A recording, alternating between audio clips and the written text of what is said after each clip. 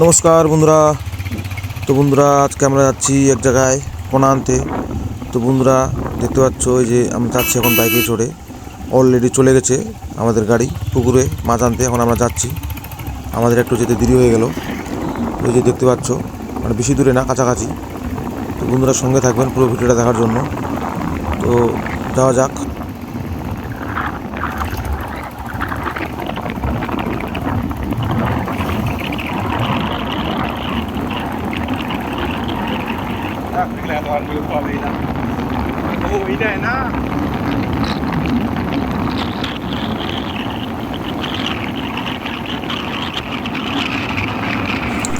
তো বন্ধুরা আমরা চলে এসেছি। এই যে দেখতে পাচ্ছ, মানে গাড়িটা লোড হচ্ছে। এই যে ভুটভুটি, মানে পুকুর পাড়ে আমাদের গাড়ি ঢুকে যাবে, মানে পিক আপ গাড়ি ঢুকবে না, ভুটভুটি ঢুকে যাবে। তার জন্য ভুটভুটি করেছি। রাস্তাটা খুব খারাপ, নাহলে পিক আপই করতাম। তো অলরেডি মাছ ওজন চলছে। এই যে দেখতে পাচ্ছ, ওজন চলছে মাছ, মানে রুইয়ের সাইজ 40 টাকা কেজি, খুব সুন্দর সাইজ। এই 40 টাকা কেজি মাছ আমরা ফেলবো। আপাতত ছোটো পুকুরে স্টক করে রাখবো, তারপরে বড় পুকুরটা গ্যাস করে ওই বড় পুকুরে ঢুকাবো। তো বন্ধুরা দেখতে পাচ্ছ, ওজন চলছে। মানে আমাদের রাস্তায় একটু লেট হয়ে গেল, আগের ওজন শুরু হয়ে গেছিলো। মানে আমার ভাই এসেছিলো, তো আমরা পরে এসেছি, একটু পরে আসলাম। তো তার আগে দেখি ওজন শুরু হয়ে গেছে। তো রুইয়ের মাছ দেখছো, রুই মাছের সাইজ 40 টাকা কিলো। এই মাছটা আমাদের নেওয়া হয়েছে 150 টাকা, 150 টাকা কেজি। তো দেখা যাক এখন কতগুলা কি মাছ লোড হয়। মানে আমাদেরকে বলেছে দুই টিপের কথা, মোটামুটি 4 কুইন্টাল 4.5 কুইন্টালের মতো মাছ হবে। এখন দেখবো কতগুলা মাছ হয়। তো এই যে রুই মাছ দেখছো ওজন হচ্ছে, মানে এই ভুটভুটিতে করে নিয়ে যাব, কারণ ভুটভুটিতে বেশি লোড দিব না। ঠান্ডার দিন এমনিতেই একটুতে দাগ লেগে গেলে মাছ মরে যাবে, ওই জন্যই মাছটা হালকা করে নিয়ে যাব। এই যে দেখতে পাচ্ছ, রুই মাছটা ঢালা হচ্ছে গাড়িতে, মানে কম করে নিয়ে যাব, যেহেতু রাস্তাটা কাছাকাছি আর ডাইরেক্ট আমাদের গাড়ি ঢুকে যাবে পুকুর পাহাড়ে, ওই জন্যই কম করে নিয়ে যাব, হোক একটা টিপ বেশি। তো দেখতে পাচ্ছ বন্ধুরা, আর আমাদের রুই মাছ লোড হয়ে গেছে। এখন আমরা মাছ লোড করবো ব্রিকেট মাছ। তো এই যে ব্রিকেট দেখতে পাচ্ছ 10 টাকা কেজি। এই ব্রিকেট মাছটা আমরা ছাড়বো, কারণ আমাদের আবার নবান্নের মাছ দিতে হবে পরের বছর, পয়লা অগ্রহায়ণের দিকে। ওই জন্যই ব্রিকেটটা ছাড়বো আমরা এখন থেকেই, নাহলে মাছ বড় হবে না। নতুন ডিমের ব্রিকেট ছাড়লে মাছটা ছোট হয়ে থাকবে, পারবে না। ওই জন্যই ব্রিকেট মাছটা নিচ্ছি, কারণ এক কাটনির মধ্যে যা উঠেলো একবারেই মোটামুটি 40-45 কিলো ওই টোটাল নিয়ে নিব। কারণ এর আগে আমরা ব্রিকেট ছেড়েছি, আরও আজকে আবার ছাড়ছি। তো এর আগের ব্রিকেটটা একটু ছোটো ছিল, মোটামুটি 20টা লাইনের, আজকে একটা 10টা লাইনের। তো ব্রিকেটের সাইজটাও খুব ভালো, দেখতে পাচ্ছ, ঢাললেই বোঝা যাবে হাড়ির মধ্যে রোজনের সময়। তো এই যে দেখতে পাচ্ছ একবারে কতগুলো মাছ নিয়ে এসছে, কারণ একবারেই নিব, বেশি নিব না ব্রিকেট, কারণ বেশি ব্রিকেট দিলে আবার কাতল মাছের ক্ষতি হয়ে যাবে, মানে কাতল মাছটা বসে যাবে। ওই জন্যই ব্রিকেটটা কম করে দিব, কারণ এই ব্রিকেটটা আমরা সব পুকুরে ছিটিয়ে রাখবো হালকা করে, দেখতে পাচ্ছ বন্ধুরা। তো এই যে ব্রিকেটের সাইজটা দেখো, মানে একদম অরিজিনাল ব্রিকেট, করস না। অরিজিনাল ব্রিকেটে এরকম কালো দাগ থাকে শরীরের মধ্যে, করস হলে সিলভার মাছের মতো দেখতে হতো শরীরটা। এই যে দেখতে পাচ্ছ অরিজিনাল ব্রিকেট একদম।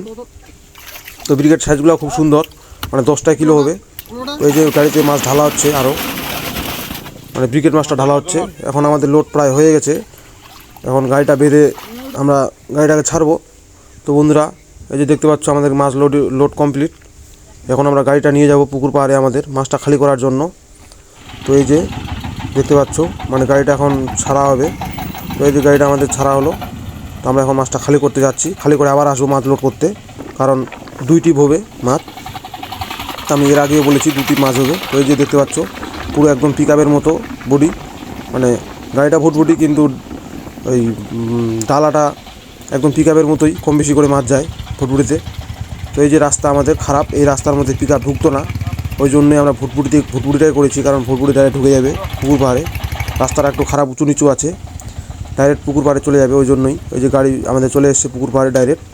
তো এই পুকুরটা আমরা গ্যাস করিনি এখনও, গ্যাস করব, মানে আপাতত মাছটা স্টক করছি। ওই বড় পুকুরগুলো আগে গ্যাস করা কমপ্লিট হবে, তারপরে এই পুকুরের মাছটা বাছাই করে ওই পুকুরে নিয়ে যাবো, তারপরে এই পুকুরগুলো গ্যাস করবো। এই পুকুর গ্যাস করে তখন আমরা ডিম ফেলবো পুকুরে, মানে এগুলো আমাদের ডিমের পুকুর ট্যাঙ্কি। এটা মোটামুটি 3 বিঘার উপরে হবে, 3 বিঘার মতো আছে। তো এই পুকুরটা আমাদের পরে গ্যাস করব। তো এখন যে মাছটা দেখতে পাচ্ছ, মাছটা ছাড়া হচ্ছে রুই মাছ। মাছের টেম্পার দেখো।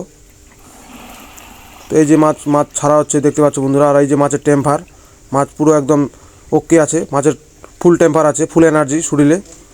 এই যে দেখতে পাচ্ছ মাছ লাফিয়ে লাফিয়ে চলে যাচ্ছে পুকুরের মধ্যে। এই পুকুরটা কিছুদিন আগে আমরা এই পুকুরে সম্পূর্ণ মাছ তুলে নিয়ে চলে গেছি। এই পুকুরটা এখন আবার নতুন মাল স্টক করছি, তারপরে এই মাছটা আবার পার করে নিয়ে যাবো, তারপরে পুকুরে গ্যাস করে আবার নতুন করে মাছ ফেলবো। এখন ধানি মাছও ফেলতে পারি বা ডিমও ফেলতে পারি, ওটা পরের ব্যাপার পড়ে আছে। আপাতত মাছটা আগে স্টক করি তারপর, কারণ আমাদের প্রচুর পোনা লাগে সারা বছরে, ওই জন্যই পোনা স্টক করতে হয়। তো এই বন্ধুরা দেখতে পাচ্ছ মাছ আমাদের খালি হচ্ছে আস্তে আস্তে করে। আর গাড়িতে মাছ মরেছে না মরার না, দুই একটা মোটামুটি পুরো গাড়িতে ধরো যে 200 থেকে 250 গ্রাম মাছ মরা বেরোবে, মানে মাছটা খুব ভালো এসছে, খারাপ না। ওগুলো হচ্ছে ওই আফার মধ্যেই মরা ছিল, জালের মধ্যে দুই একটা করে। তো ওই মরা মাছগুলাই মানে গাড়িতে এসছে, ওগুলাই পুকুরের মধ্যে উল্টে উল্টে যাচ্ছে দেখতে পাচ্ছ। এই যে প্রত্যেকটা কাটনিতে একটা দুটা করে মাছ খালি মরা বেরোচ্ছে, মানে মাছটা ভালো আছে খুব। মাছটার টেম্পার আছে, হাই টেম্পার, কারণ এর আগে মাছটাকে লিটিং দিয়ে সর্ষার খোল গুড় খাওয়ানো হয়েছে, শুয়া গুড়, যেন মাছটা যেন ভালো থাকে। ঠান্ডার দিন গুড় খাওয়ানো ভালো, ঠান্ডার দিনে গুড় খাওয়ালে মাছের ক্যালসিয়ামটা ভালো পাওয়া যায়, মানে মাছের টেম্পারটা ভালো থাকে, মাছের এনার্জিটা ভালো থাকে গুড় খাওয়ালে। ওই জন্যই আমি ঠান্ডার দিন প্রত্যেক চাষিকে বলবো সর্ষার খোল আর হালকা করে গুড় খাওয়াতে, যাতে মাছটা ভালো থাকে, মাছের ঘাস আর ঝুঁকিটা কম থাকে অনেক। আর ঠান্ডার দিনে ডিআরবি গাড্ডা ফাড্ডা খাওয়ালে ফুলকার সমস্যা হয় অনেক রকম, তো গাড্ডাটা না খাওয়াই ভালো, সর্ষার খোলটা খাওয়ানোই ভালো আমি বলবো। আর হালকা করে গুড় লবণ, তাহলে মাছটা ভালো থাকে। তো বন্ধুরা ভিডিওটা কেমন হয়েছে ভালো লাগলে অবশ্যই কমেন্টে বলে যাবেন, আর একটা লাইক করে দেবেন। থ্যাংক ইউ বন্ধুরা।